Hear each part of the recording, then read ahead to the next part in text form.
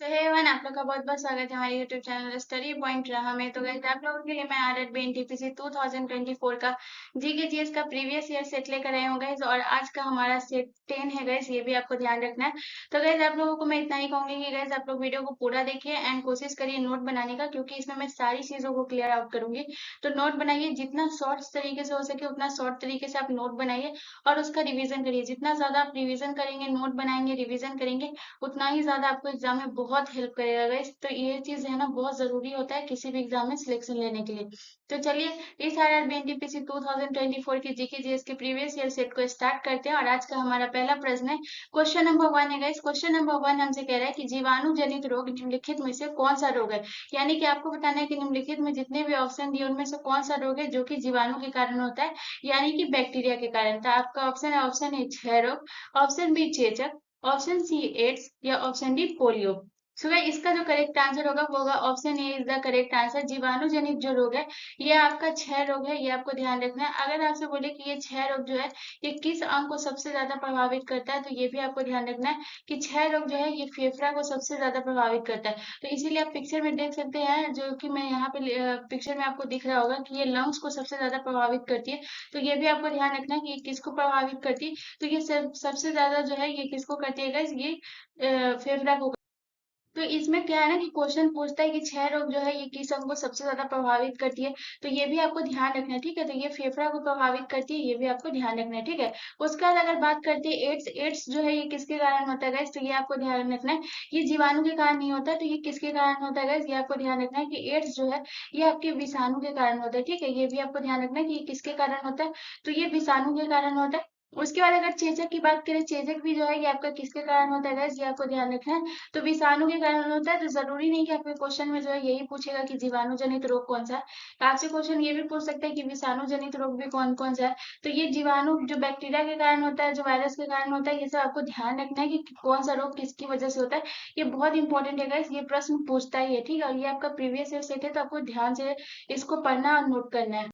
उसके बाद बात करते हैं गाइस कि जीवाणु के कारण जो है वो कौन कौन सा रोग होता है। तो एक तरफ जो है हम रोग को बताएंगे और दूसरी तरफ जो है कौन से अंग को प्रभावित करता है ये भी हम बताएंगे, ठीक है। तो यहाँ पे जो है दोनों चीजों को, इसको प्लीज गाइस नोट जरूर कर लीजिएगा। आप लोगों से रिक्वेस्ट कर रही हूँ कि प्लीज इसको नोट कर लीजिएगा, ठीक है। तो अगर हम बात करते हैं कि एक जीवाणु जनित जो रोग है, जैसे कि क्षय रोग है, ठीक है, ये किसको प्रभावित करता है? तो ये करता है फेफड़ा को। तो उसी तरीके से यहाँ पे जो है मैं सारी चीजों को क्लियर करूंगी। तो सबसे पहले अगर बात करते हैं जीवाणु जनित रोग और कौन कौन सा है, तो आपको याद रखना है कि हैजा, हैजा जो है ये कैसा रोग है गाइस? ये आपको ध्यान रखना है। हैजा जो है ये एक जीवाणु जनित रोग है। अगर आपसे पूछे कि हैजा जो है ये किसको प्रभावित करता है, तो ये आपको ध्यान रखना है कि हैजा जो प्रभावित करता है वो किसको करता है, तो ये आंत को करता है, ठीक है। तो हैजा जो होता है ये इससे मानव शरीर का कौन सा अंग ज्यादा प्रभावित होता है, तो आंत प्रभावित होता है, ये आपको ध्यान रखना है, ठीक है। तो पहला पॉइंट आपका ये हो गया।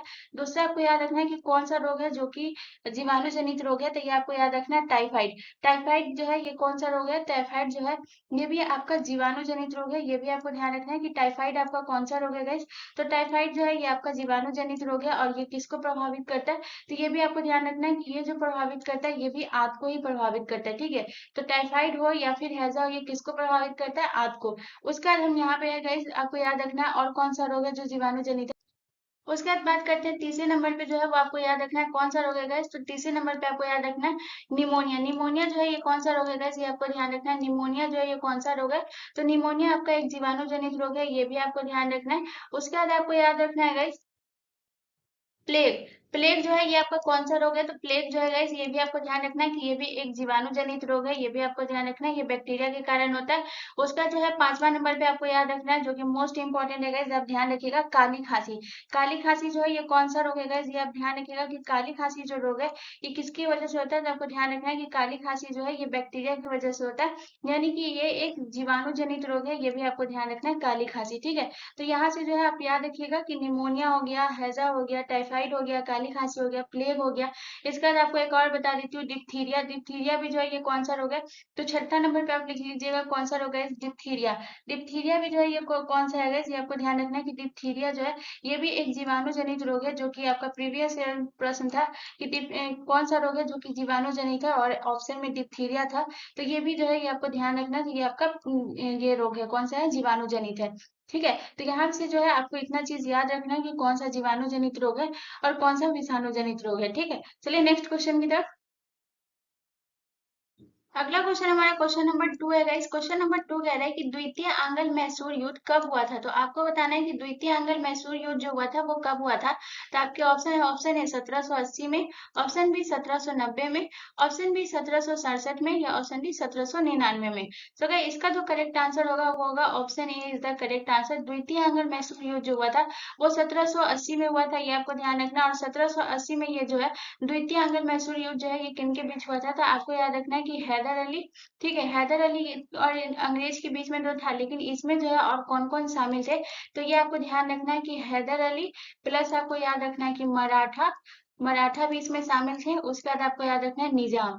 ठीक है, तो इतने लोगों ने मिलकर जो है, एक तरफ से ये 3 आदमी थे, और उसके बाद आपको बता दें कि इन तीनों ने मिलकर जो है ये किससे लड़ा था। तो आपको ध्यान रखना है कि इन तीनों ने मिलकर जो है वो अंग्रेज से लड़ा था। ठीक है, ये भी आपको ध्यान रखना है। उसके बाद बात करते हैं कि ये 1780 में हुआ था। अगर आपसे पूछे कि द्वितीय आंग्ल मैसूर युद्ध जो है ये किस संधि के साथ समाप्त हुआ, तो अगर आपसे पूछे कि ये किस संधि के साथ समाप्त हुआ और ये जो संधि हुई थी कब हुई थी, तो ये भी आपको ध्यान रखना है कि किस संधि के साथ समाप्त हुआ। मोस्ट इंपोर्टेंट प्रश्न है कि आपको यहाँ से जो है आंग्ल मैसूर युद्ध से ये याद रखना है कि ये युद्ध कब हुआ था, और दूसरा कि कौन सी संधि के साथ समाप्त हुआ। ये दोनों बहुत इंपॉर्टेंट प्रश्न है, ध्यान रखिएगा। ठीक है, तो द्वितीय आंग्ल मैसूर युद्ध जो है ये आपको ध्यान रखना है कि ये मंगलोर की संधि के साथ समाप्त हुआ था। किस संधि के साथ समाप्त हुआ था गाइस, ये आपको ध्यान रखना है। तो ये मंगलोर की संधि के साथ जो है आपको कौन सा समाप्त हुआ था, तो मंगलोर की संधि के साथ जो है ये आपका द्वितीय आंग्ल मैसूर युद्ध समाप्त हुआ था मंगलोर की संधि के साथ। और मंगलोर की संधि जो है ये कब हुई थी गाइस, ये आपको ध्यान रखना है। तो ये आपको याद रखना है कि मंगलोर की जो संधि हुई थी गाइस, ये आपको डेट याद रख लेना है। 1784 में जो है ये मंगलोर की संधि हुई थी। तो ये जो है ये युद्ध कब तक चला था गाइस, तो 1780 से स्टार्ट हुआ था और 1784 तक चला था, जब ये मंगलोर की संधि के साथ ये समाप्त हो गया। ठीक है, उसके बाद अगर बात करते हैं गाइस 1790 का, 1790 में जो है ये आपका कौन सा युद्ध हुआ था। तो अगर हम 1790 की बात करें गाइस, तो 1790 में तृतीय आंग्ल मैसूर युद्ध जो हुआ था ये कब हुआ था गाइस, तो ये आपको याद रखना है कि तृतीय आंग्ल मैसूर युद्ध जो हुआ था ये हुआ था 1790 में। तृतीय आंग्ल मैसूर युद्ध जो है ये कब हुआ गाइस, तो तृतीय आंग्ल मैसूर युद्ध जो है ये कब हुआ था गाइस, ये आपको ध्यान रखना है। तो ये हुआ था 1790 में। अगर आपसे पूछे कि तृतीय आंग्ल मैसूर युद्ध जो है ये कब समाप्त हुआ, मोस्ट इंपोर्टेंट यानी कि किस संधि के साथ समाप्त हुआ, तो यहाँ पे जो है मैं सिर्फ संधि लिख दे रही हूँ ताकि आपको ध्यान रहे। ठीक है, तो ये यहाँ पे मैं लिख रही हूँ कि संधि समाप्त, यानी कि किस संधि के साथ युद्ध समाप्त हुआ। ठीक है, उसके बाद आपको याद रखना है कि 1790 में जो है ये आपका तृतीय आंग्ल मैसूर युद्ध हुआ। और अगर पूछे कि ये किसके साथ समाप्त हुआ, तो ये आपको ध्यान रखना है कि 1791 में जो है ये टीपू सुल्तान जो है खुद को आत्मसमर्पण कर दिया था। लेकिन जब ये संधि हुई थी वो कब था, तो ये 1792 में जो है ये संधि हुई थी। और इस संधि को जो है किस संधि के नाम से जानती है, तो श्रीरंगपट्टनम की संधि। मोस्ट इंपोर्टेंट प्रश्न है गाइस, आप किसी भी एग्जाम का प्रिपरेशन कर रहे हो ये प्रश्न बहुत इंपॉर्टेंट है। ठीक है, तो ये याद रखिएगा, श्रीरंगपट्टनम की संधि जो है ये हुआ था तृतीय आंग्ल मैसूर युद्ध। ठीक है, ये आपको ध्यान रखना है, श्रीरंगपट्टनम की संधि के साथ ये समाप्त हुआ था तृतीय आंग्ल मैसूर युद्ध। और ये जो है श्रीरंगपट्टनम की संधि कब हुई थी गाइस, तो ये आपको याद रखना है 1792 में जो है ये संधि हुई थी, ये आपको ध्यान रखना है। उसके बाद आप बात करते हैं गाइस की 1767 में जो गाइस ये आपका कौन सा युद्ध हुआ था, तो प्रथम आंग्ल मैसूर युद्ध जो है ये कब हुआ था गाइस, ये आपको ध्यान रखना है। तो प्रथम आंग्ल मैसूर युद्ध जो है ये 1767 में हुआ था, ये आपको ध्यान रखना है। प्रथम आंग्ल मैसूर युद्ध जो है ये कब हुआ था गाइस, ये आपको ध्यान रखना है। तो प्रथम आंग्ल मैसूर युद्ध जो है ये आपका हुआ था गाइस, ये आपको ध्यान रखना है 1767 में। आप बात करते हैं कि ये किस संधि के साथ समाप्त हुआ, तो ये आपको याद रखना है कि प्रथम आंग्ल मैसूर युद्ध जो है मद्रास की संधि के साथ जो है ये युद्ध समाप्त हुआ था। तो ये आपको ध्यान रखना है कि ये किस युद्ध के साथ समाप्त हुआ था, ये आपको ध्यान रखना है कि मद्रास की संधि। ठीक है, ये आपको ध्यान रखना है किस संधि के साथ समाप्त हुआ, तो मद्रास की संधि के साथ समाप्त हुआ।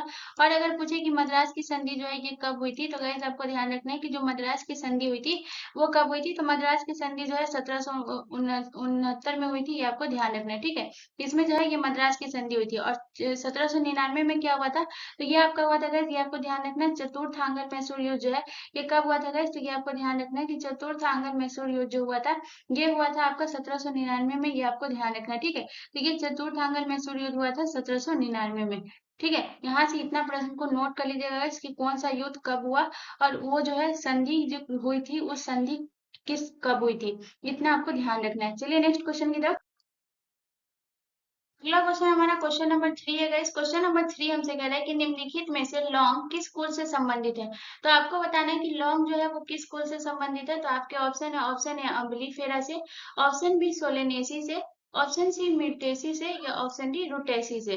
तो गाइस इसका जो करेक्ट आंसर होगा वो होगा option A is the correct answer. लौंग जो है वो किस कुल से संबंधित है, तो अम्बलीफेरा से संबंधित है लौंग आपका। तो गाइस आपको ध्यान रखना है कि अम्लीफेरा से जो है, अम्लीफेरा कुल से जो है कौन संबंधित है, तो लौंग संबंधित है। और कौन कौन से जो कि अम्लीफेरा कुल से संबंधित है, तो ये आपको ध्यान रखना है गाइस। धनिया, धनिया जो ये किससे संबंधित है गाइस, तो ये आपको ध्यान रखना है। धनिया जो है ये अम्लीफेरा से संबंधित है, ये आपको ध्यान रखना है। उसके बाद आपका लौंग तो हो ही गया। ये आपको याद रखना है कि लौंग भी जो है ये किससे संबंधित है गाइस, ये आपको ध्यान रखना है। लौंग जो है ये भी अम्लीफेरा से संबंधित है। उसके बाद आपको याद रखना है सौंफ, सौंफ जो है ये किससे संबंधित है गाइस, ये आपको ध्यान रखना है कि सौंफ जो है गाइस ये आपको ध्यान रखना है ये अम्लीफेरा से संबंधित है।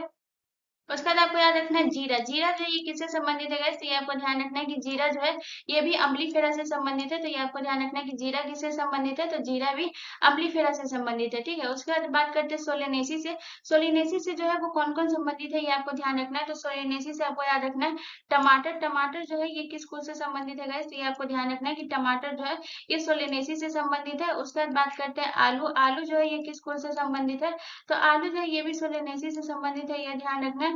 उसके बाद बात करते हैं गाइस बैंगन, बैंगन जो है ये किस कुल से संबंधित है, तो बैंगन भी जो है ये हमारा सोलेनेसी से संबंधित है। उसके बाद बात करते हैं धतूरा, धतूरा जो है ये किस कुल से संबंधित है, तो धतूरा भी जो है ये सोलेनेसी से संबंधित है, ये आपको ध्यान रखना है। उसके बाद अगर बात करते हैं धतूरा के बाद आपको याद रखना है तंबाकू, तंबाकू जो है ये किस कुल से संबंधित है गाइस, तो ये आपको ध्यान रखना है तंबाकू जो है ये आपके सोलेनेसी से संबंधित है। तो इतना पॉइंट आपको ध्यान रखना है कि कौन से कुल से जो है क्या क्या संबंधित है। उसके बाद गाइस आपसे बात करते हैं कि मेटेसी, मेटेसी से जो है वो कौन संबंधित है गाइस, तो मेटेसी से जो है अमरुद जो है ये किस कुल से संबंधित है गाइस, तो ये आपको ध्यान रखना है कि अमरुद जो है ये आपका मेटेसी से संबंधित है, ये आपको ध्यान रखना है। उसके बाद आपको याद रखना है जामुन, जामुन भी जो है ये किससे संबंधित है गाइस, तो जामुन भी जो है ये मेटेसी कुल से संबंधित है, ये भी आपको ध्यान रखना है। उसके बाद बात करते हैं रुटेसी से, रुटेसी से जो है वो कौन कौन संबंधित है, तो सबसे पहले आपको याद रखना है नींबू, नींबू जो है ये किस कुल से संबंधित है गाइस, तो ये आपको ध्यान रखना है नींबू जो है ये आपकी रुटेसी से संबंधित है। उसके बाद आपको याद रखना है संतरा, संतरा जो है ये किस कुल से संबंधित है, तो संतरा जो है ये रुटेसी से संबंधित है, ये आपको ध्यान रखना है। उसके बाद आपको याद रखना है गाइस संतरा के बाद आपका हो गया मौसमी, मौसमी जो है ये किससे संबंधित है गाइस, तो ये आपको ध्यान रखना है कि मौसमी जो है ये गाइस ये किससे संबंधित है, तो मौसमी जो संबंधित है ये भी आपके रुटेसी से संबंधित है। तो यहाँ से जो है इतना चीजों को नोट कर लीजिएगा। चलिए नेक्स्ट क्वेश्चन की तरफ। अगला क्वेश्चन हमारा क्वेश्चन नंबर 4 है गाइस। क्वेश्चन नंबर 4 हमसे कह रहा है कि रासायनिक ऊर्जा को विद्युत ऊर्जा में निम्नलिखित में से कौन बदलता है। यानी कि आपको बताना है कि रासायनिक जो ऊर्जा होती है उसको विद्युत ऊर्जा में बदलने का काम जो है ये कौन करता है। तो आपके ऑप्शन है, option A solar cell, option B dynamo, option C विद्युत मोटर, या ऑप्शन डी विद्युत सेल। चलो इसका जो करेक्ट आंसर होगा वो होगा option D is the correct answer. रासायनिक ऊर्जा को विद्युत ऊर्जा में जो बदलता है वो कौन बदलता है, तो विद्युत सेल जो है ये रासायनिक ऊर्जा को विद्युत ऊर्जा में बदलता है। तो गाइस आपको याद रखना है कि विद्युत सेल जो है ये क्या करता है, रासायनिक ऊर्जा को विद्युत ऊर्जा में बदलता है। लेकिन इसके बाद बात करते हैं सोलर सेल, सोलर सेल का जो है ये क्या काम होता है गाइस, तो ये आपको ध्यान रखना है कि सोलर सेल जो करता है ये सौर ऊर्जा को विद्युत ऊर्जा में बदलता है। ठीक है, तो जरूरी नहीं कि आपसे यही पूछेगा गाइस कि हाँ कि रासायनिक ऊर्जा को विद्युत ऊर्जा में, आपसे ये भी पूछ सकता है कि सौर ऊर्जा को विद्युत ऊर्जा में बदलने का काम कौन करता है गाइस, तो ये आपको ध्यान रखना है कि सौर ऊर्जा को विद्युत ऊर्जा में जो बदलता है वो कौन बदलता है, तो सौर ऊर्जा को विद्युत ऊर्जा में जो बदलता है वो सोलर सेल बदलता है। ठीक है, तो ये आपको ध्यान रखना है कि सौर ऊर्जा को विद्युत ऊर्जा में कौन बदलता है, तो सौर ऊर्जा को विद्युत ऊर्जा में जो बदलता है वो सोलर सेल बदलता है, ये आपको ध्यान रखना है। उसके बाद विद्युत मोटर की बात करते हैं, विद्युत मोटर का क्या काम होता है guys? तो ये आपको ध्यान रखना है कि विद्युत मोटर जो होता है विद्युत ऊर्जा को यांत्रिक ऊर्जा में बदलने का काम कौन करता है गाइस? ये आपको ध्यान रखना है कि विद्युत ऊर्जा को यांत्रिक ऊर्जा में जो बदलने का काम करता है वो विद्युत मोटर करता है। ठीक है, तो ये आपको ध्यान रखना है कि विद्युत ऊर्जा को यांत्रिक ऊर्जा में कौन बदलता है गाइस? तो ये आपको ध्यान रखना है कि विद्युत ऊर्जा को यांत्रिक ऊर्जा में जो बदलता है वो विद्युत मोटर में बदलता है। तो यहाँ पे आपको ध्यान रखना है कि कौन सा जो है वो किस ऊर्जा में बदलता है।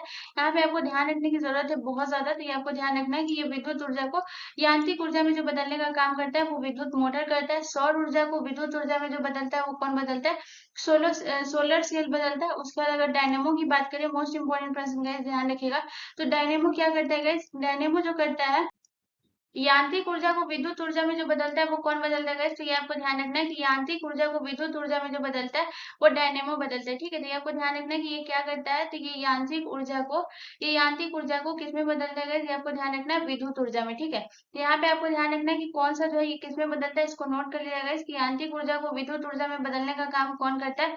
तो यांत्रिक ऊर्जा को विद्युत ऊर्जा में बदलने का जो काम करता है वो करता है डायनेमो। ठीक है, तो ये आपको ध्यान रखना है कौन करता है, तो बदलने का जो काम करता है वो डायनेमो करता है। चलिए नेक्स्ट क्वेश्चन की तरफ। अगला क्वेश्चन हमारा क्वेश्चन नंबर 5 है गाइस। क्वेश्चन नंबर 5 हमसे कह रहा है सेलेनियम और कैडमियम सल्फाइड पदार्थों को मिलाकर किस रंग का कांच प्राप्त किया जाता है। तो आपको बताना है कि सेलेनियम और कैडमियम सल्फाइड पदार्थों को जो मिलाकर जो कांच प्राप्त किया जाता है वो किस रंग का कांच प्राप्त होता है। तो आपका ऑप्शन ऑप्शन है लाल रंग का कांच, ऑप्शन बी पीला रंग का कांच, ऑप्शन सी नीला रंग का कांच या ऑप्शन डी भूरा रंग का कांच। तो गाइस इसका जो करेक्ट आंसर होगा वो होगा option A is the correct answer. Selenium और कैडमियम सल्फाइड जो है वो किस रंग का कांच जो है वो प्राप्त किया जाता है, तो लाल रंग का कांच जो है प्राप्त किया जाता है। अगर हम सिलेनियम और कैडमियम सल्फाइड पदार्थों को मिलाते हैं तो किस रंग का कांच प्राप्त होगा, तो लाल रंग का कांच प्राप्त होगा। उसके बाद अगर बात करते हैं कि पीला रंग का हमें कांच प्राप्त करने के लिए कौन सा पदार्थ मिलाना पड़ेगा। अगर हम कैडमियम सल्फेट पदार्थ को मिलाते हैं तो ये आपको ध्यान रखना है कि हमें कौन सा पदार्थ प्राप्त होगा गैस। तो ये आपको ध्यान रखना है कि अगर हम कैडमियम सल्फेट को मिलाते हैं तो ये किस कलर का कांच प्राप्त होगा, तो कैडमियम सल्फेट पदार्थों को मिलाने से जो है ये किस कलर का कांच प्राप्त होता है, तो ये आपको ध्यान रखना है कि ये किस तरीके का होता है, पीले रंग का। ठीक है, तो अगर हम कैडमियम सल्फेट को मिलाएंगे तो किस रंग का कांच प्राप्त होगा, पीला रंग का। उसके बाद नीले रंग की बात करते हैं। नीले रंग का कांच प्राप्त करने के लिए हमें क्या मिलाना पड़ता है गैस, तो ये आपको ध्यान रखना है कि कोबाल्ट ऑक्साइड को अगर हम मिलाएंगे, कोबाल्ट ऑक्साइड पदार्थ को अगर हम मिलाते हैं तो कौन सा कलर का कांच प्राप्त होगा, तो ये आपको ध्यान रखना है कि कोबाल्ट ऑक्साइड अगर हम मिलाते हैं तो हमें जो है नीला रंग का कांच प्राप्त होगा। ये आपको ध्यान रखना है कोबाल्ट ऑक्साइड अगर हम मिलाएंगे तो हमें किस रंग का कांच प्राप्त होगा गाइस, ये आपको ध्यान रखना है। अगर हम कोबाल्ट ऑक्साइड मिलाते हैं तो हमें जो है नीला रंग का कांच प्राप्त होता है, ये आपको ध्यान रखना है। उसके बाद अगर हम बात करते हैं भूरे रंग का कांच अगर हमें प्राप्त करना है तो हमें क्या मिलाना पड़ेगा गाइस, तो ये आपको ध्यान रखना है। फेरिक ऑक्साइड पदार्थ को अगर हम मिलाएंगे गाइस तो ये आपको ध्यान रखना है कि फेरिक ऑक्साइड को अगर हम मिलाते हैं तो ये आपको ध्यान रखना है कि कौन सा रंग का कांच प्राप्त होगा, तो फेरिक ऑक्साइड को मिलाने पे हमें भूरे रंग का कांच प्राप्त होगा। तो यहाँ पे आपको ध्यान रखना है कि कौन से पदार्थ को मिलाने पे हमें कौन से कलर का कांच प्राप्त होगा, ये आपको ध्यान रखना है। तो अगर हम बात करते हैं कैडमियम सल्फेट को मिलाएंगे तो हमें पीले रंग का कांच प्राप्त होगा, कोबाल्ट ऑक्साइड को मिलाएंगे तो हमें नीले रंग का कांच प्राप्त होगा, फेरिक ऑक्साइड को मिलाएंगे तो हमें भूरे रंग का कांच प्राप्त होगा।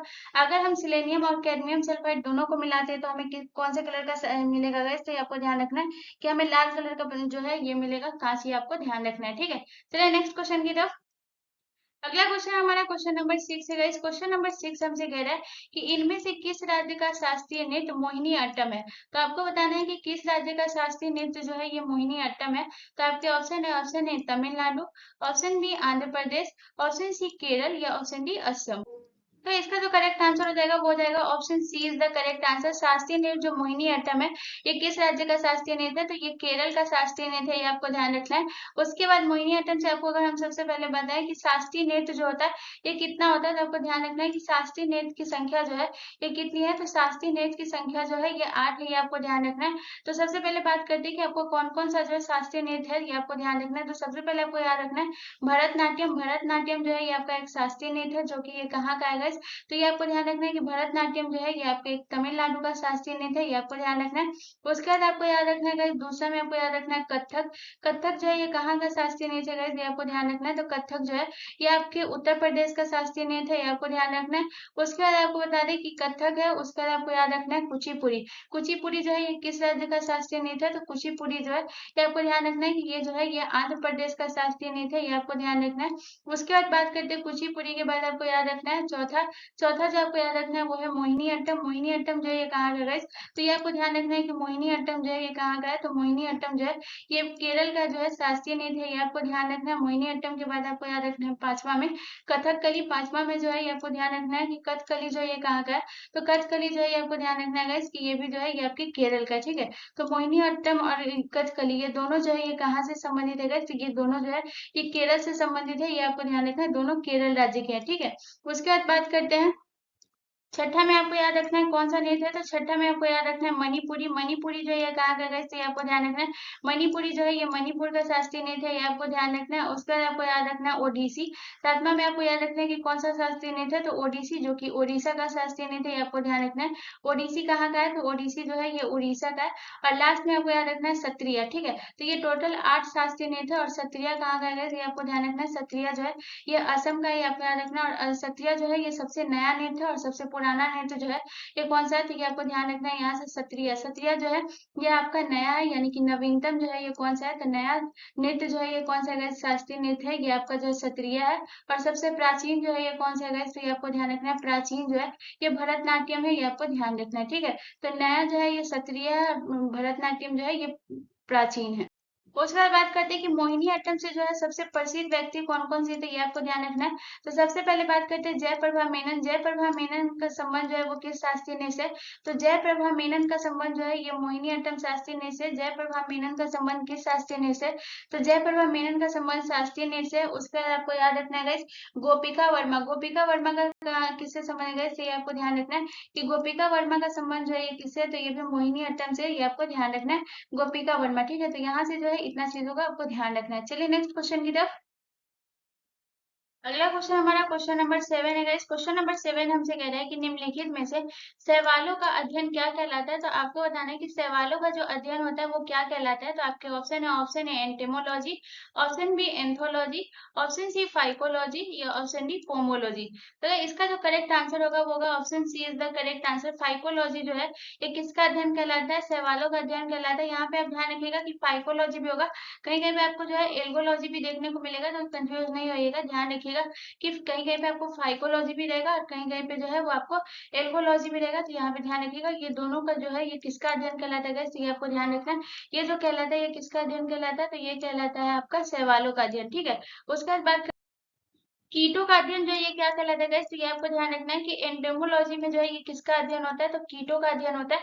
कीटों का अध्ययन जो है ये क्या कहलाता है गाइस, ये आपको ध्यान रखना है कि कीटों का जो अध्ययन कहलाता है वो क्या कहलाता है, तो कीटों का जो अध्ययन कहलाता है वो कहलाता है एंडेमोलॉजी, ये आपको ध्यान रखना है।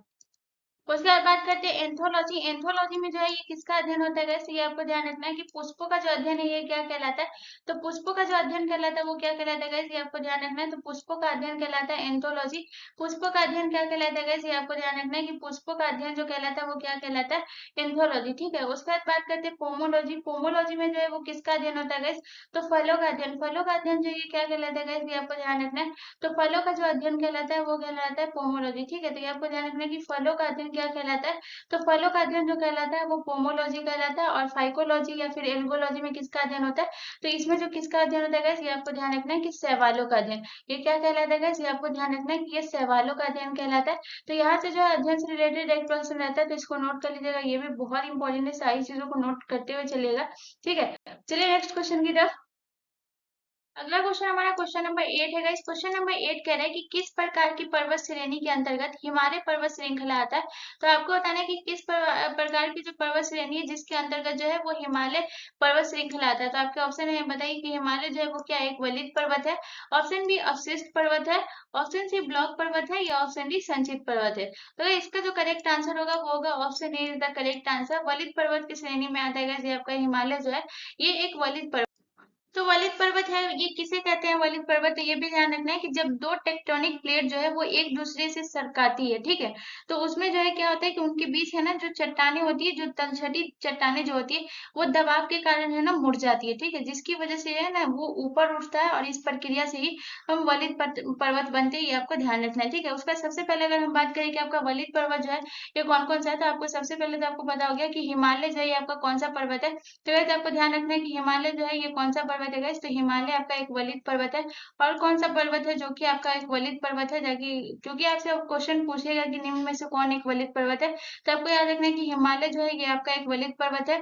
उसके बाद आपको याद रखना है आल्पस। आल्पस जो है ये कौन सा पर्वत है guys? ये आपको ध्यान रखना है। तो आल्पस जो है ये आपका एक वलित पर्वत है, ये आपको ध्यान रखना है। आल्पस आपका क्या है guys? तो आल्पस जो है ये आपका एक वलित पर्वत है। उसके बाद आपको याद रखना है एंडीज। एंडीज जो है ये आपको कौन सा पर्वत है guys? ये आपको ध्यान रखना है। एंडीज जो है ये आपका एक वलित पर्वत है, ये आपको ध्यान रखना है। इंडीज कौन सा पर्वत है? इंडीज आपका एक वलित पर्वत है।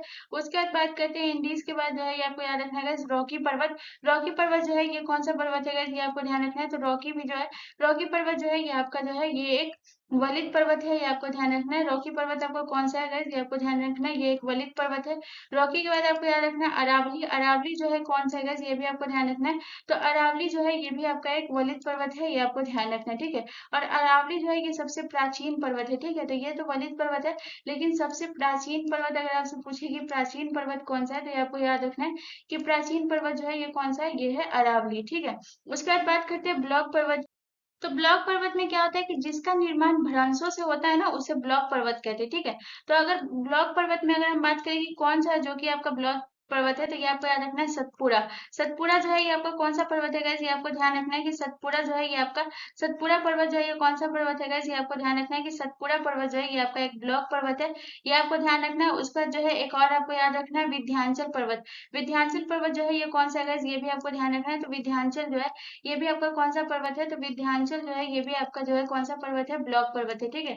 तो विंध्याचल पर्वत आपका कौन सा है? तो विंध्याचल पर्वत जो है ये आपका एक ब्लॉक पर्वत है, और सतपुड़ा भी जो है ये ब्लॉक पर्वत है, ठीक है। तो वलित पर्वत और ब्लॉक पर्वत से जो है इंपॉर्टेंट प्रश्न बनता है, तो इस दोनों को नोट कर लीजिएगा। चलिए नेक्स्ट क्वेश्चन की तरफ।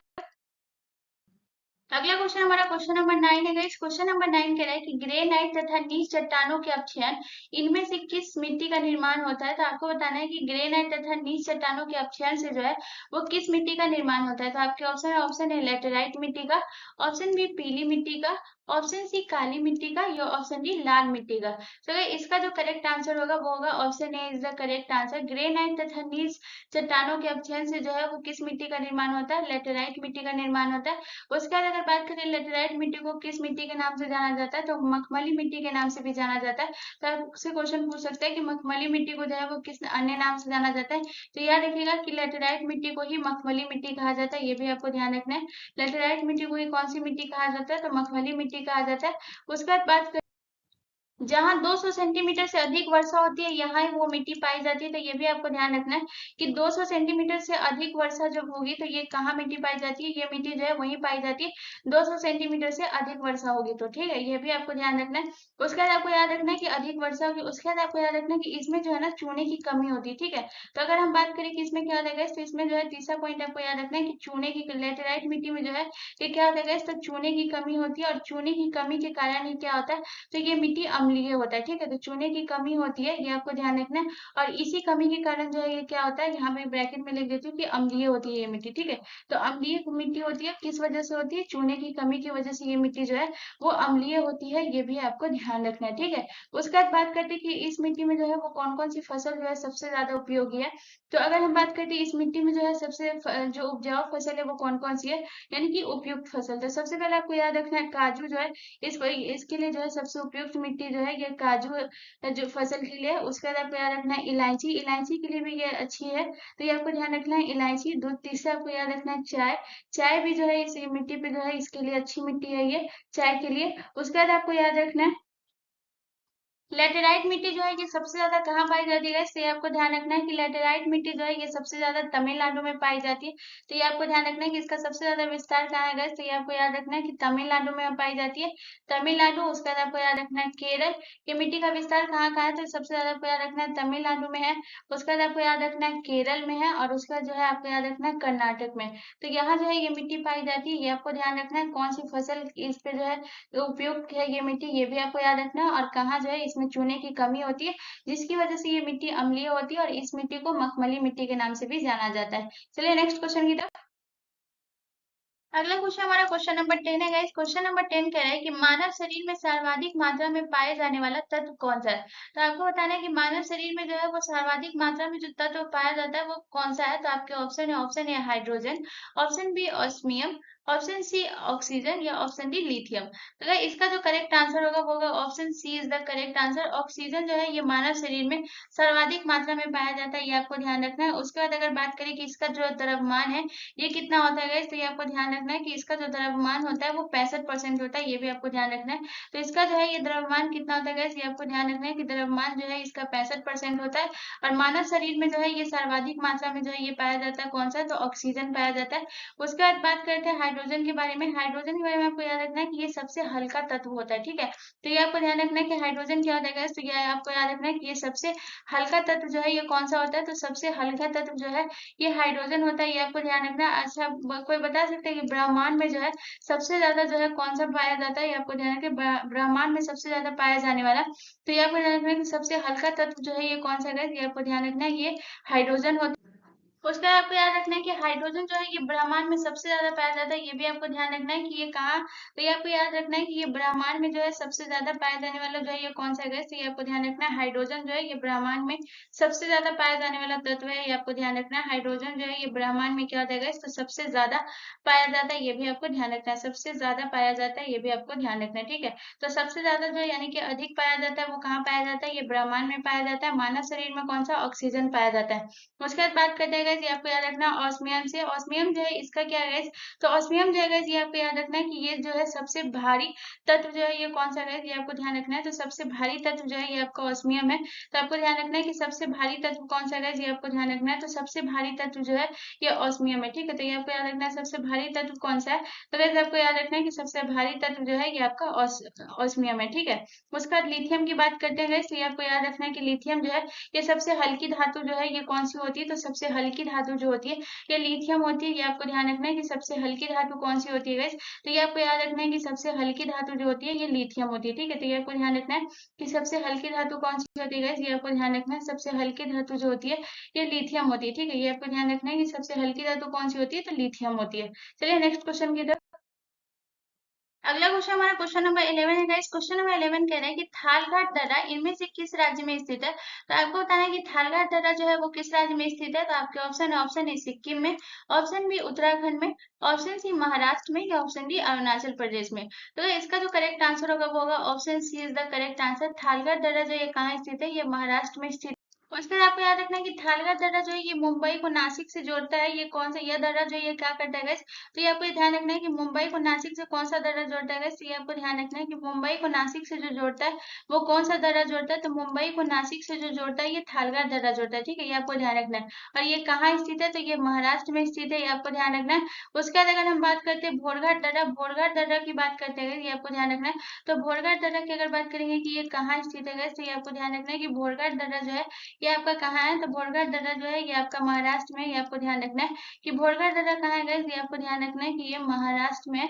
ये कहाँ स्थित है गाइस, तो ये आपको ध्यान रखना है कि भोरघाट दर्रा जो है ये आपके महाराष्ट्र में। उसके बाद अगर बात करती है कि ये क्या करता है गाइस, तो ये आपको ध्यान रखना है कि भोरघाट दर्रा जो है ये मुंबई को पुणे से जोड़ता है, ठीक है। तो ये आपको ध्यान रखना है कि ये क्या करता है गाइस, तो ये ध्यान रखिएगा कि मुंबई को जो नासिक से जोड़ता है वो थालघाट दर्रा जोड़ता है, और मुंबई को पुणे से जो जोड़ता है वो कौन सा दर्रा जोड़ता है गाइस, ये आपको ध्यान रखना है। तो मुंबई को जो पुणे से जोड़ता है वो भोरघाट दर्रा जोड़ता है। थालघाट दर्रा और भोरघाट दर्रा ये दोनों कहाँ स्थित है, तो ये दोनों जो है ये महाराष्ट्र में स्थित है, ये भी आपको ध्यान रखना है। ये मुंबई को नासिक से जोड़ता है, जो कि आपका थालघाट दर्रा जो है ये मुंबई को नासिक से जोड़ता है, ठीक है। यहाँ से आप इतना चीजों को ध्यान रखिएगा। चलिए नेक्स्ट क्वेश्चन की तरफ। अगला क्वेश्चन हमारा क्वेश्चन नंबर 12 है गाइस। क्वेश्चन नंबर 12 कह रहा है कि निम्नलिखित में से विश्व का सबसे बड़ा पठार कौन सा है। तो आपको बताना है कि कौन सा पठार है जो कि विश्व का सबसे बड़ा पठार है। तो आपके ऑप्शन है, ऑप्शन ए दक्कन का पठार, ऑप्शन बी तिब्बत का पठार, ऑप्शन सी अरब का पठार, या ऑप्शन डी मैक्सिको का पठार। तो इसका जो करेक्ट आंसर होगा वो होगा option B is the correct answer. जो तिब्बत का पठार है ये विश्व का सबसे ऊंचा पठार है, यानी कि इसे दुनिया का छत भी कहा जाता है। तो तिब्बत के पठार को क्या कहा जाता है ये भी आप ध्यान रखिएगा। तो दुनिया का छत इसे कहा गया, तिब्बत के पठार को जो क्या कहा गया गाइस, तो ये आपको ध्यान रखना है कि दुनिया का छत जो है ये किसे कहा गया, तो दुनिया का छत जो है ये आपको ध्यान रखना है कि ये तिब्बत के पठार को कहा गया। उसके बाद अगर बात करें कि इसका समुद्र तल से कितना ऊंचाई है, तो अगर इसका समुद्र तल से ऊंचाई अगर पूछेगा गाइस, ये आपको ध्यान रखना है। तो 4000 मीटर जो है इसका समुद्र तल से ऊंचाई है। समुद्र तल से जो है ऊंचाई कितना है गाइस, तो ये आपको ध्यान रखना है कि समुद्र तल से 4000 जो मीटर जो है इसकी ऊंचाई है। ये आपको ध्यान रखना है कितनी ऊंचाई है, तो 4000 मीटर जो है ये उसकी ऊंचाई है समुद्र तल से, ठीक है। तो यहाँ से जो है ये 2 पॉइंट आपको याद रखना है। उसका है कुछ पॉइंट आपको याद रखना है दक्कन के पठार से। दक्कन के पठार की आपको अगर बात करें तो दक्कन के पठार से आपको याद रखना है कि इसकी जो है औसत ऊंचाई कितनी है, तो 600 से लेकर 900 मीटर जो है इसकी ऊंचाई है, यानी कि इसकी जो ऊंचाई है ये कितनी है गाइस, तो ये आपको ध्यान रखना है कि ये 600 से लेकर के 900 जो है मीटर इसकी ऊंचाई है। ये आपको ध्यान रखना है 600 से 900 मीटर जो है ये दक्कन के पठार की जो है ये ऊंचाई है। ये आपको याद रखना है, यहाँ से जो है ये आपको ये याद रखना है। उसके बाद बात करते हैं गाइस दक्कन का पठार जो है ये उत्तर में सतपुरा और विंध्याचल पर्वत से घिरा हुआ है और दक्षिण में जो है ये नीलगिरी से घिरा हुआ है। ठीक है, तो ये भी आप याद रखिएगा। चलिए नेक्स्ट क्वेश्चन की तरफ। अगला क्वेश्चन हमारा क्वेश्चन नंबर 13 है। इस क्वेश्चन नंबर 13 हमसे कह रहा है कि निम्न में से एशियाटिक सोसाइटी की स्थापना किसने की। तो आपको बताना है कि एशियाटिक सोसाइटी की स्थापना जो है वो किसने किया। तो आपके ऑप्शन है, ऑप्शन ए ज्योतिबा फूले ने, ऑप्शन बी राजा राम मोहन राय ने, ऑप्शन सी सुरेंद्र नाथ बनर्जी ने, या ऑप्शन डी विलियम जोन्स। तो इसका जो करेक्ट आंसर हो जाएगा वो हो जाएगा option D is the correct answer. Asiatic society की स्थापना की थी वो विलियम जोन्स ने की थी, ये आपको ध्यान रखना है। उसके बाद बात करते हैं, उसके बाद बात करते हैं कि एशियाटिक सोसाइटी की जो स्थापना की थी विलियम जोन्स ने, ये कब की थी गाइस, तो ये आपको ध्यान रखना है। विलियम जोन्स ने जो है वो एशियाटिक सोसाइटी की जो स्थापना की थी वो 1784 में की थी। एशियाटिक सोसाइटी की स्थापना किसने की थी, विलियम जोन्स ने। और कब की थी गाइस, ये आपको ध्यान रखना है, 1784 में। उसके बाद बात करते हैं ज्योतिबा फुले ने। ज्योतिबा फुले ने जो है वो किस समाज की स्थापना की थी गाइस, तो सत्यशोधक समाज की स्थापना जो है वो किसने की थी गाइस। ये आपका प्रीवियस ईयर प्रश्न था गाइस कि सत्यशोधक समाज की स्थापना किसने की। तो ये आपको याद रखना है कि सत्यशोधक समाज की जो स्थापना की थी वो ज्योतिबा फुले ने की थी। उसके बाद आपको याद रखना है कि सत्यशोधक समाज की स्थापना तो ज्योतिबा फुले ने की थी, लेकिन कब की थी ये भी आपको ध्यान रखना है। तो अगर बात करते हैं कि इन्होंने कब की थी सत्यशोधक समाज की स्थापना, 1873 में जो है इन्होंने सत्यशोधक समाज की स्थापना की थी, ये आपको ध्यान रखना है।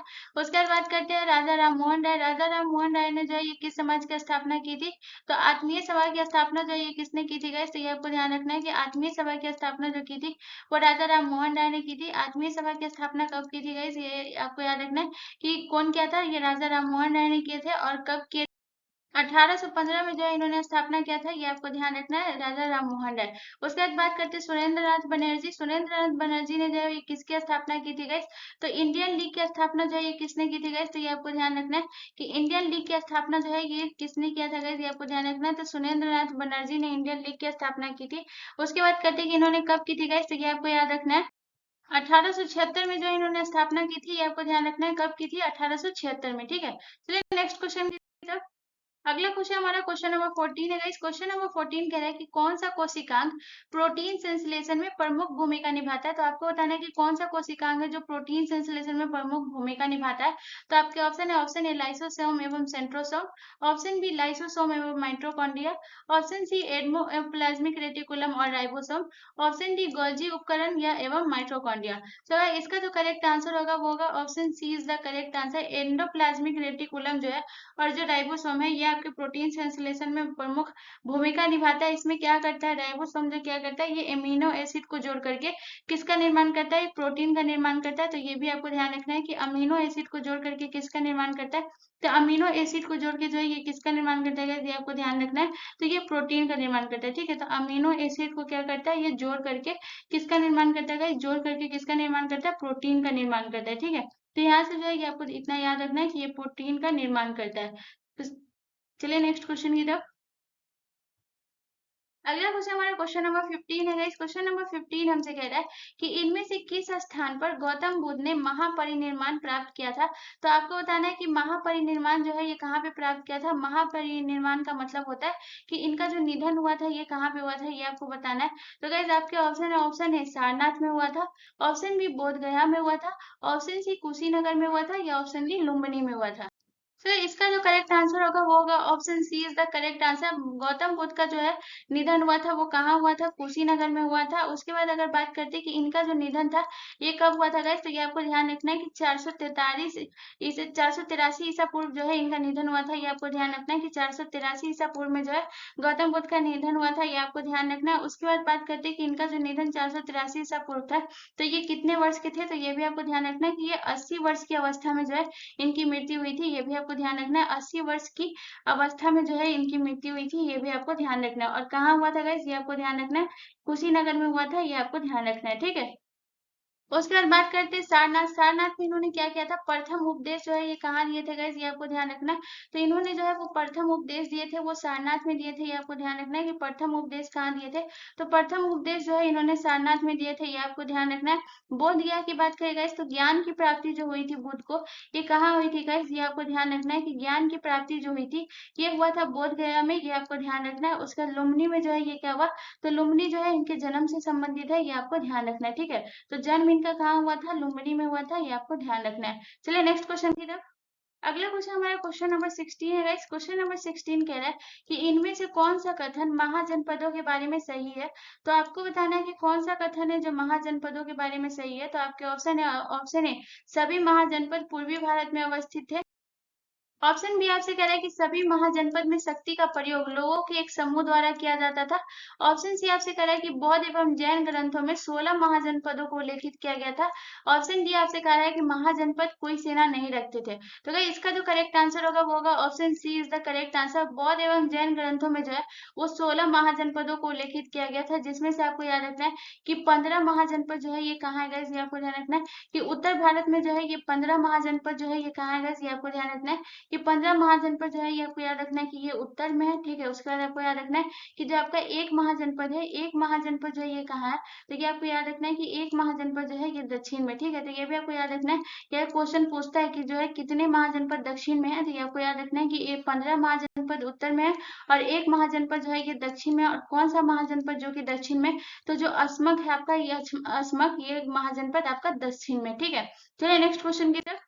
अगला क्वेश्चन हमारा क्वेश्चन नंबर 17 है गाइस। क्वेश्चन नंबर 17 का है कि एक वर्ष में लोकसभा के आमतौर पर कितने सत्र आयोजित किए जाते हैं।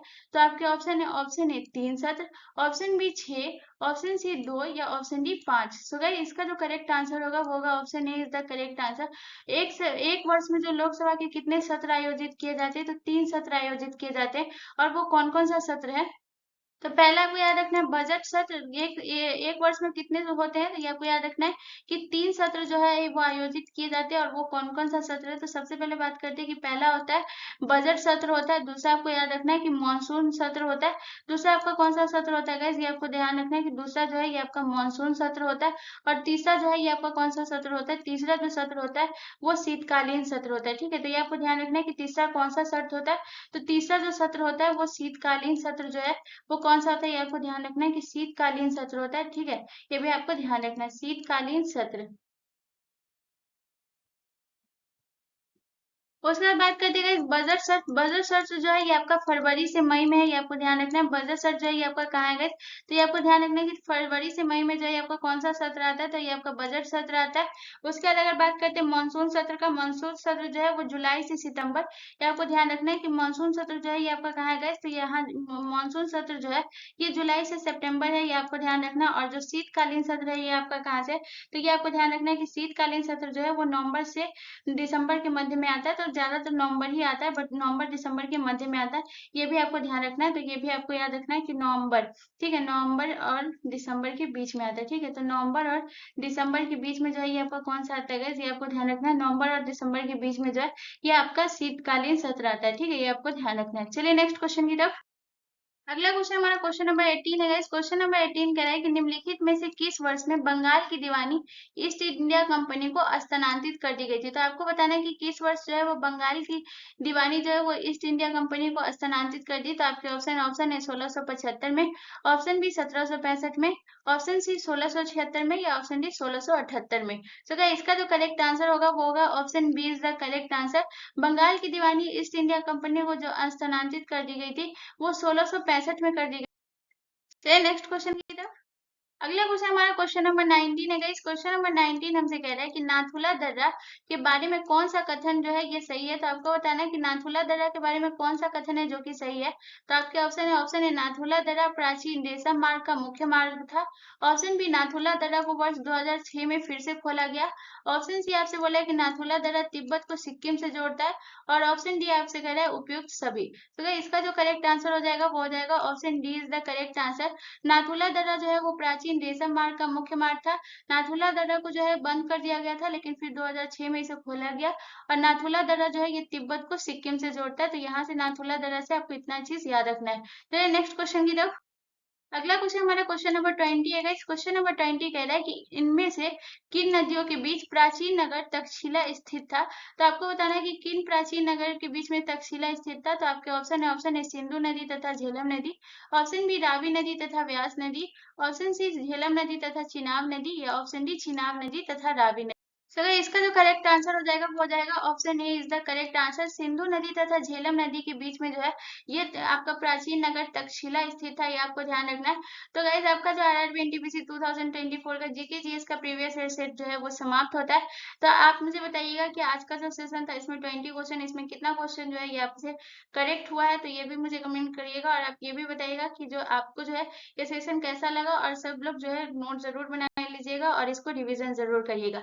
मिलते हैं नेक्स्ट वीडियो में गाइस, धन्यवाद।